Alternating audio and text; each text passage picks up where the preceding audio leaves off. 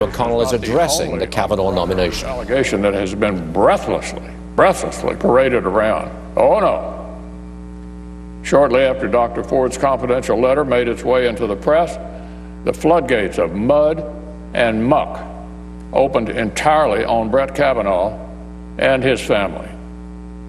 Out of the woodwork came one uncorroborated allegation after another, each seemingly more outlandish than the last. A tabloid lawyer organized a red carpet rollout for someone who wanted to accuse Judge Kavanaugh of masterminding some kind of high school drug and serial sexual assault ring, hosting one wild party after another filled with sexual violence for which there conveniently happened to be zero witnesses. Zero witnesses. But plenty of people to refute the claims. This didn't say in the tabloids, by the way. This fantastic story was effectively read into the record of the Judiciary Committee by the ranking member, who decided it deserved a mention in her remarks during last Thursday's hearing.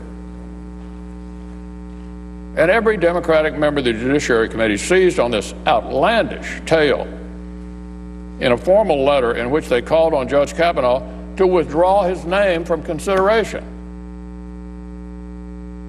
This is how desperate some became for any way to stop this stunningly qualified nominee. I guess upholding any standards of any kind was just too much to ask. We heard another anonymous, unattributed, and now thoroughly debunked account. This time, an anonymous accusation from Colorado alleging physical abuse 20 years ago. A sitting federal district judge quickly stepped up to bat down that anonymous smear. We heard that Judge Kavanaugh was supposedly responsible for a sexual assault on a boat in Newport, Rhode Island, until the accuser recanted the story completely, but not before many in the media had begun eating it up. In short, Democrats' mishandling of Dr. Ford's letter opened the floodgates for this deluge of uncorroborated, unbelievable mud. And the mudslide was cheered on and capitalized on at every turn by the far left that has been so eager to stop this nomination. Just politics? I don't think so.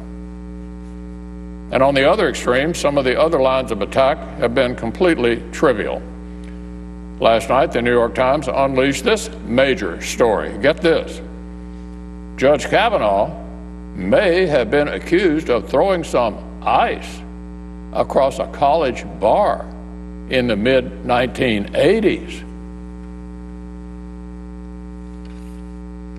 Talk about a bombshell. One can only imagine what new bombshell might be published today or tomorrow. But here's what we know, Madam President. One thing for sure. The Senate will vote on Judge Kavanaugh here on this floor this week. Here on this floor this week. Our Democratic friends will try to move the goalposts yet again. Just yesterday, they submitted a list of 24 people whom they wanted the FBI to interview.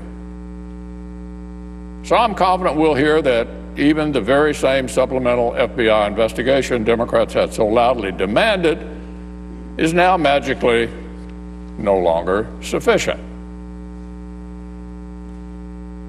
Well, after the FBI shares what they've found, senators will have the opportunity to vote. We'll have the opportunity to vote no on the politics of personal destruction. We'll have the opportunity to vote yes on this fine nominee. Now, Madam President, on an entirely different matter, the U.S. economy continues to deliver very good news. My home state of Kentucky is certainly no exception. That is Senate Leader Mitch McConnell on the floor of the United States Senate in an unaccustomed, well, we're not used to seeing him speak like this. He's combative, occasionally angry, And he's called out Senator Dianne Feinstein for putting on the congressional record wild stories about sex and drug parties where there are zero witnesses to what allegedly transpired.